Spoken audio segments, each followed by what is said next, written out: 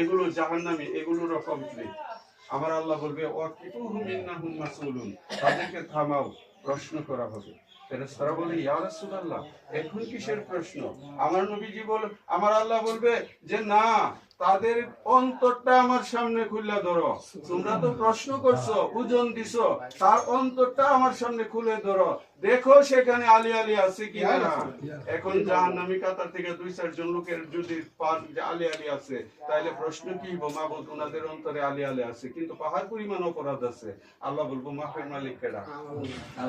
আমি মাফের মালিক, আমি সব মাফ করে দিলাম, আলী নামের খাতিরে সে জান্নাত। সুবহানাল্লাহ।